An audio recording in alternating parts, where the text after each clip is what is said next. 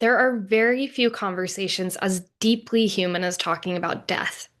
Every culture, every family, every generation struggles with the same truth that our lives will end. And yet, in healthcare, we tiptoe around it. We soften it, we wait until the pain or the crisis forces the conversation into the room. But what if we didn't? What if we talked about dying the same way we talk about living? Honestly, compassionately, and with respect for the choices that people want to make. Today, I want to explore one of the most emotionally charged and ethically complicated topics in medicine, death with dignity, and why communication is the thread that holds it all together. So let's start with what death with dignity actually is. These laws allow terminally ill, mentally capable adults to request medication they can use to peacefully end their life. To qualify, someone must have a prognosis of 6 months or less, demonstrate full decision making capacity, make multiple formal requests, be evaluated by two physicians, and be able to self administer the medication. But this isn't just a legal checklist, it's about human experience.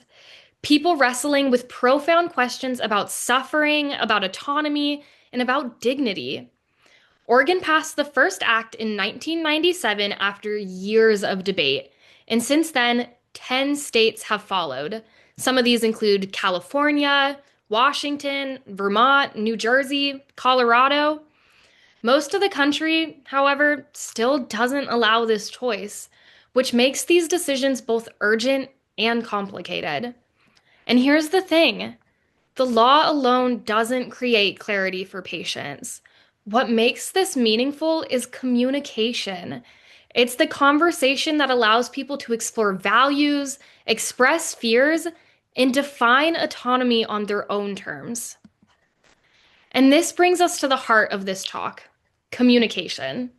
Because talking about eligibility, medications, or laws only scratches the surface. Death with dignity isn't just legal or medical, it's deeply emotional and it's human. Rarely does someone walk into an office and say, I want to talk about assisted dying. Instead, questions arrive quietly and almost between the lines. Will I lose myself? How much will I suffer? What will happen to my family? Do I get to choose how this ends? These are human questions. They require space for grief, for fear, for uncertainty, and for honesty. And when we communicate clearly and compassionately, patients can make decisions grounded in understanding, not panic. That's what autonomy really looks like. So, where do genetic counselors come in? They're often the first person patients talk to when these questions start to surface.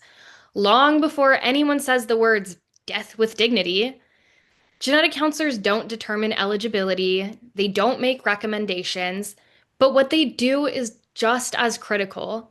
They help patients understand what lies ahead. They translate complex medical information into meaningful insights, and they help patients see their options with clarity. A genetic counselor's role revolves around these three things. First, helping patients understand their conditions in terms they can actually relate to, how it might affect their daily life, their independence, their family, their relationships. Second, they create a safe space where patients can explore fears and questions that they've been way too scared to voice.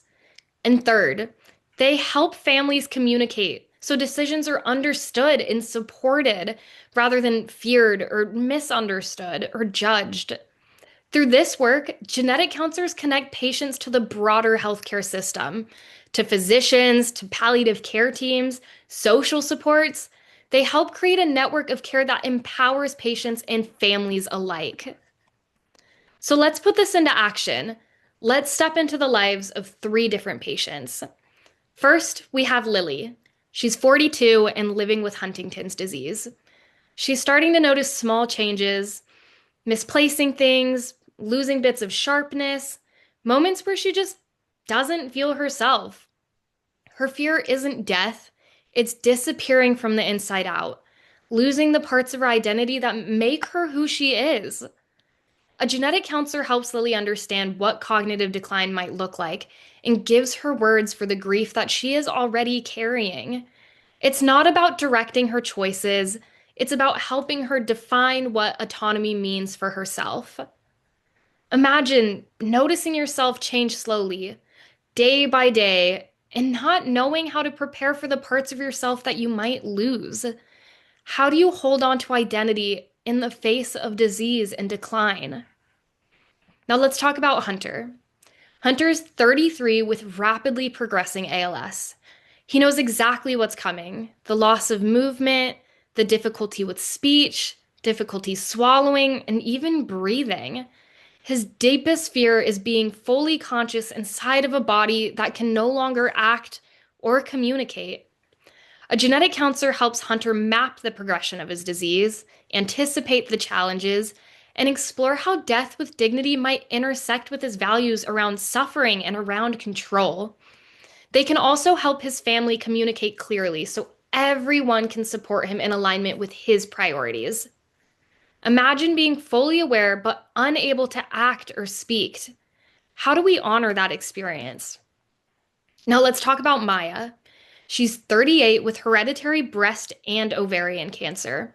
She's had multiple surgeries and treatments and faces the possibility of further interventions with uncertain outcomes.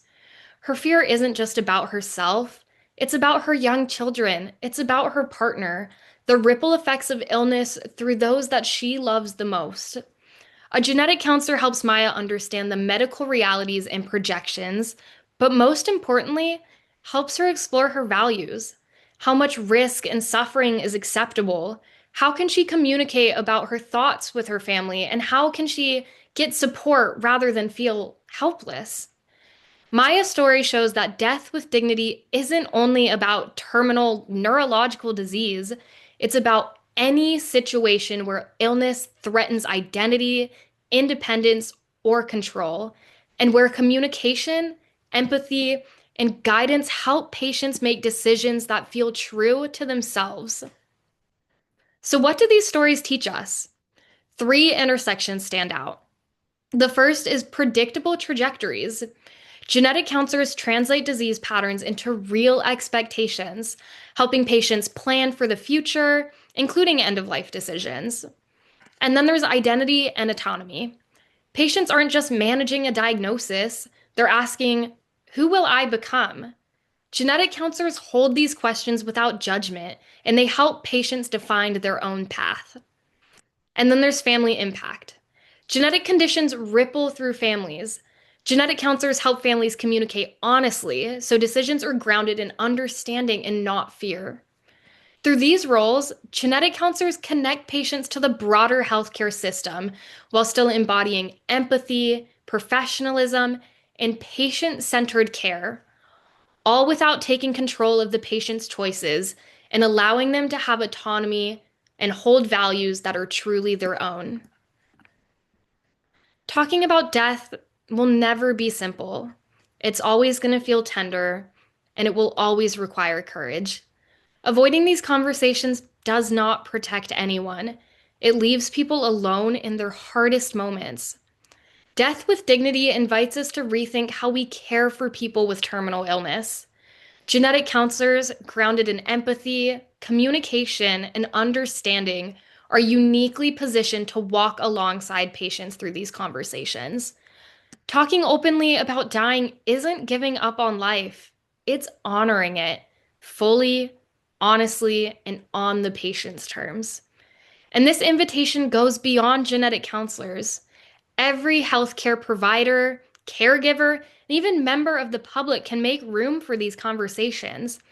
People voice fears, let them define dignity, let them make choices with clarity and with support.